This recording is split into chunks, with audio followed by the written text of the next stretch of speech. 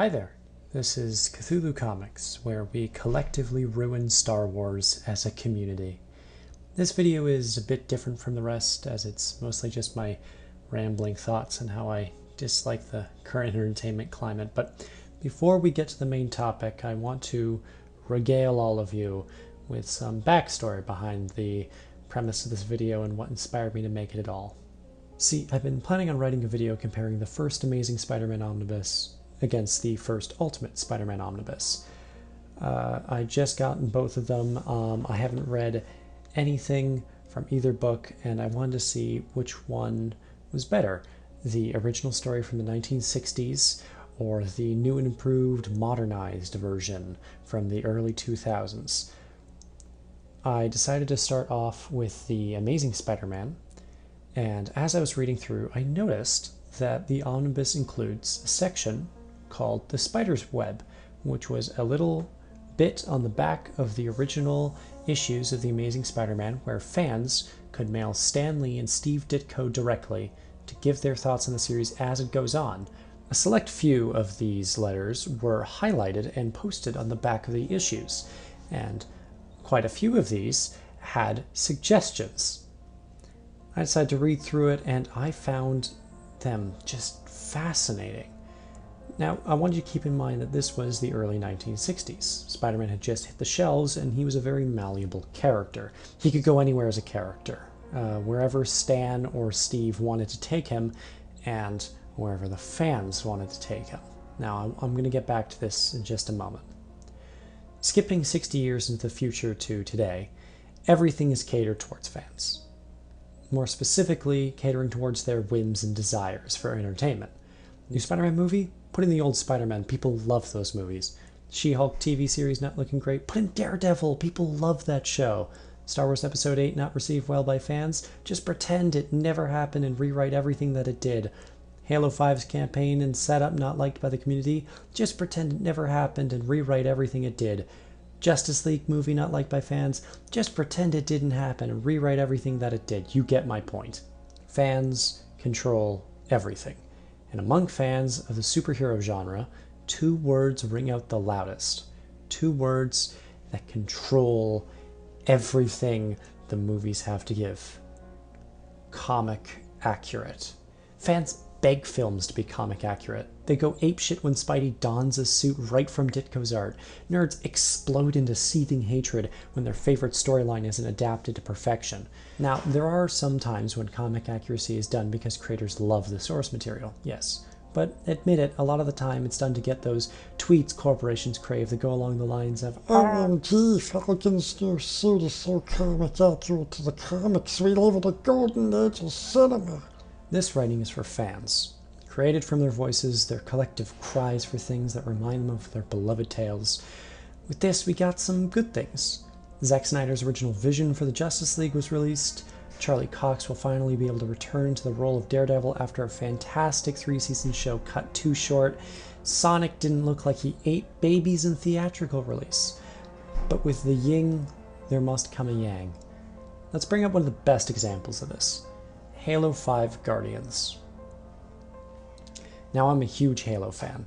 Played the game since I was 7 years old, and it's my favorite franchise of all time.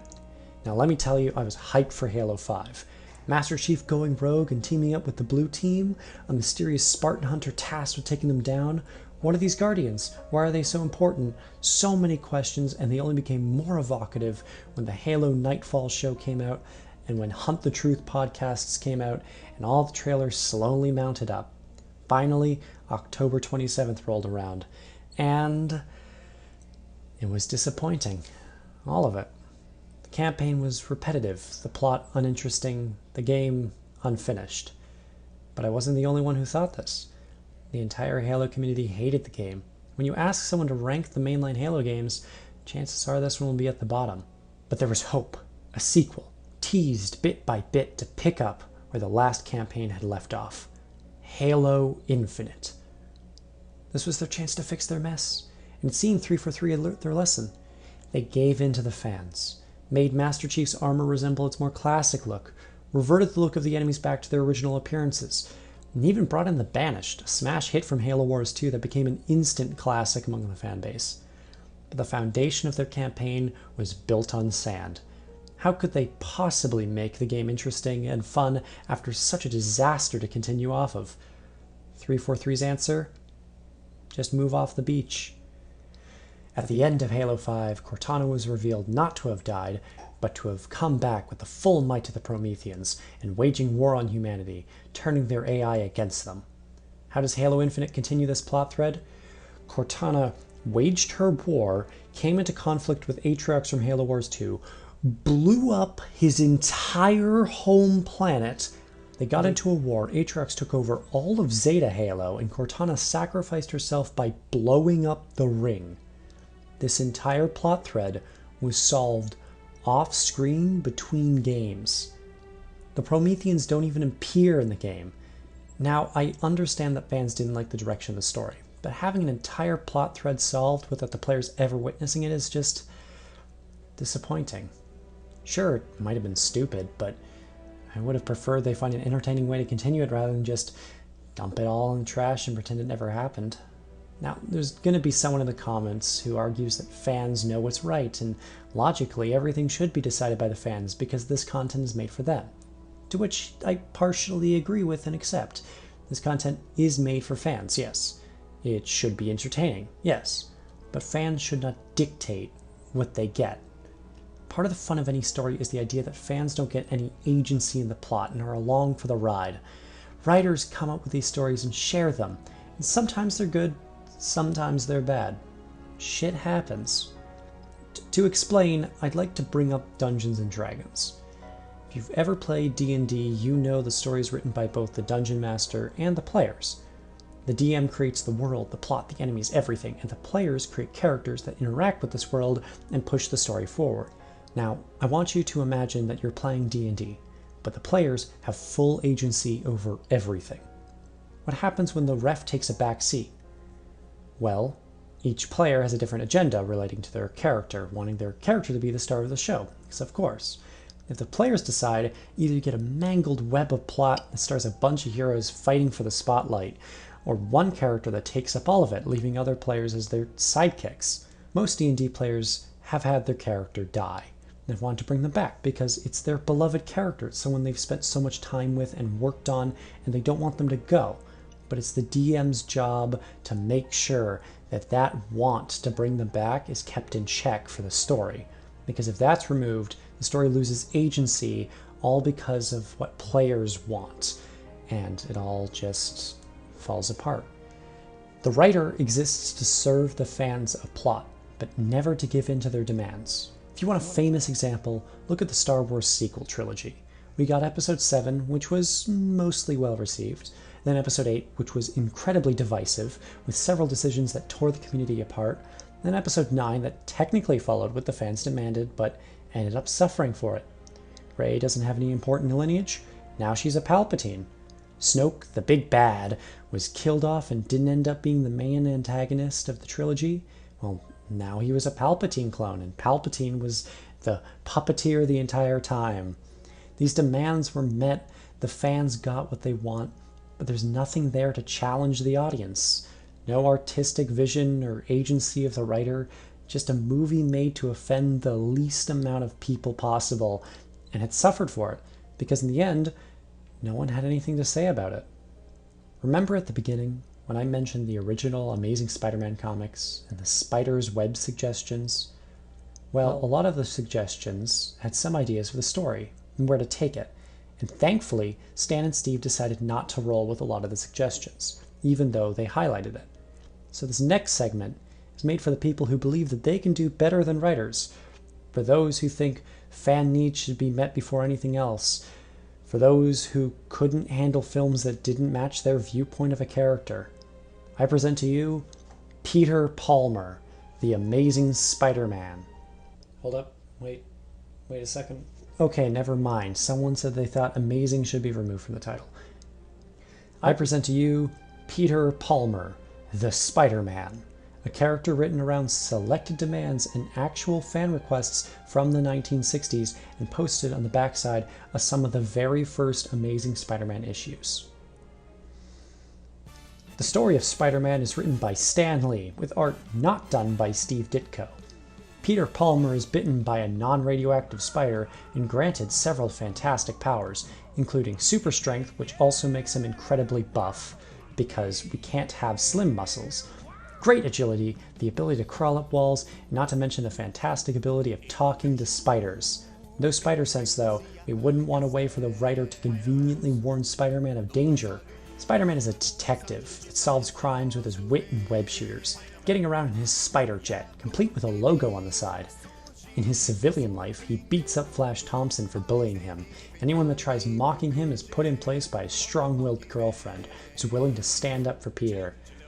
That's right, I'm talking about Sue Storm from the Fantastic Four. Wait, never mind. She's not part of the Fantastic Four. When he fights crime, he dons a suit that doesn't look like this. It's simply too criminal-like. Despite his great strength, he does struggle with common crooks and doesn't face any villains that have their powers stem from radiation, such as Doc Ock or Sandman. Lizard and Doctor Doom also don't star in this comic, but you know who does? Ant-Man and the Wasp, the latter of whom is no longer on the Avengers, who form a team with Spider-Man called Insects Incorporated, and fight villains such as Namor the Submariner. These three heroes serve the United States Navy and ensure peace across America. Sounds weird, doesn't it? Well, yeah, of course it does, because it doesn't have a vision. All of this was just things people wanted because it's what they're used to. They wanted heroes who thrive, who solve mysteries, who can go home to a good life and a loving wife. But that isn't Spider-Man. A lot of these letters did recognize this, and they all talked about how great Spider-Man was because of how irregular he was. Spider-Man was an out-of-the-ordinary hero who spawned from a unique idea. If Stan and Steve caved to the fans, we would have received a very different Spider-Man than the one we have today, which is the point of this video. Fans can be wrong sometimes. Back when Spider-Man No Way Home was being hyped, right after the first trailer dropped, I came up with my own theory. I saw we had Green Goblin, Doc Ock, Sandman, Lizard, and Electro, 5 of Spider-Man's greatest foes, but one short to make it the Sinister Six, which was odd to me, seeing how Sony desperately wanted to put them in movies. So I thought there may be a secret 6th villain. Perhaps Venom, sure, but I thought of someone else. I thought that the 6th villain of the film would be Andrew Garfield's Spider-Man. Just hold on, let me explain. Here's my idea for the plot with a few pieces I had from the first trailer. Here we go. Peter messed up. He couldn't handle his identity being revealed and decided to use a powerful magical spell with the help of Doctor Strange to wipe the minds of the whole world. The multiverse is in shambles. Villains are pouring into his reality. He struggles to beat them all on his own, but as it turns out, he has help in the form of 2 other Spider-Men, both older and wiser, with some experience under their belt. Let's refer to them by their actor names to ease up on the confusion. Toby has gone through it all. He lost his Uncle Ben. Harry died in his arms. All of his mentors have turned on him, and the love of his life has slipped from his grasp multiple times. But in the end, he found peace and happiness. He learned that despite the hardships, he needed them to make him the man he is today. Andrew, on the other hand, is notably younger than Toby, and has lost everything before he can grow past it. Uncle Ben, his parents, Harry, Gwen, everything he's done to try to make the world a better place has only punished him for it. There's nothing left for him. And then there's Tom, the youngest Spider-Man, and yet a boy who suffered an equal, if not greater, amount of pain. Uncle Ben, Liz Allen, Tony Stark, Mysterio. Now the entire world knows who he is. He's been framed for a murder he didn't commit, and in a selfish attempt to bring everything back, he ruined it all again. Tom is hurt, but he's 2 figures we can look up to who have gone through all this already. Together, the 3 of them beat all 5 villains and prepare to fix everything up, patching the multiverse to its original state. However, Andrew learns that with the infinite multiverse, there's infinite potential. And with that infinite potential, there's a world where he can save Gwen. Out there's a world where he can find happiness.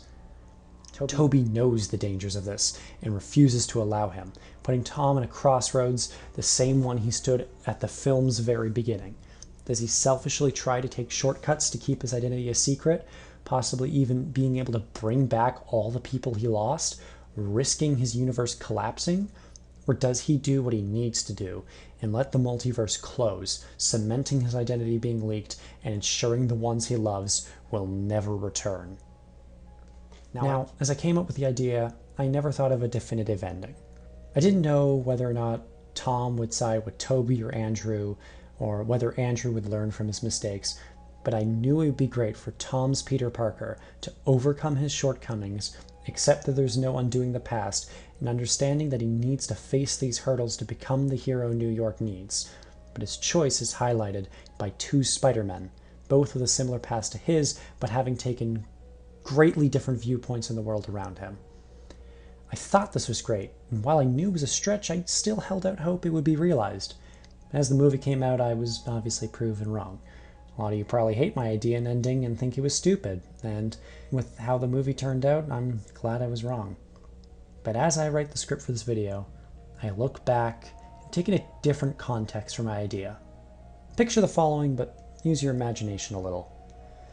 A man who has faced things he's hated and endured events he wished he could undo. Suddenly in front of him, he has the option to change it, to make the future unfold exactly as he wants it. It's an easy reality he can endure and something that has no clear downsides. But as he changes the future to how he wants it, it gets worse. Much worse. Now in front of him is a decision.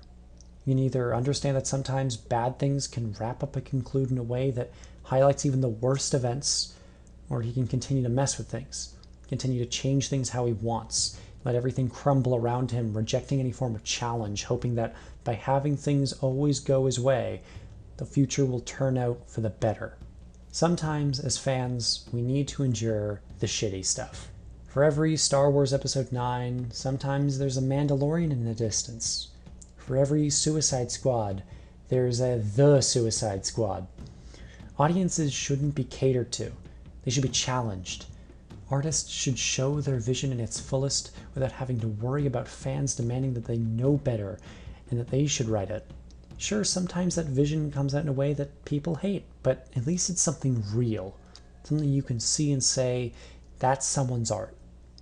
I don't like Batman v Superman, but at least I could say it's a genuine piece of film that was envisioned by a director, compared to something like the first Suicide Squad movie, which had an original vision that was butchered and chopped together by a trailer editing studio to make the movie more marketable to fans. I don't think fans are stupid. I don't think that fans shouldn't get what they want. Sometimes I agree with fans.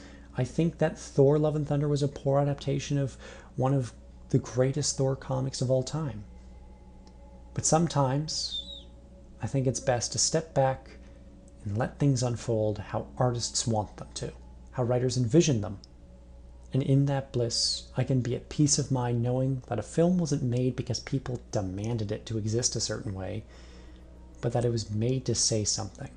So next time you open Twitter to rant about how George Lucas should take back Star Wars, or James Gunn should have never taken hold of the DCU, just take a second and think.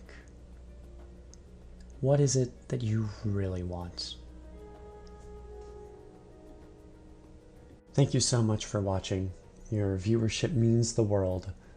As you may know, because of the video, I am working on a rather large video. However, that will take some time and won't release for a little bit. But in the meantime, I am working on a special video for Halloween that I hope to release in time for October 31st. However, because of the scope of the project, it might come out in multiple parts. I assure you, more content is on the way.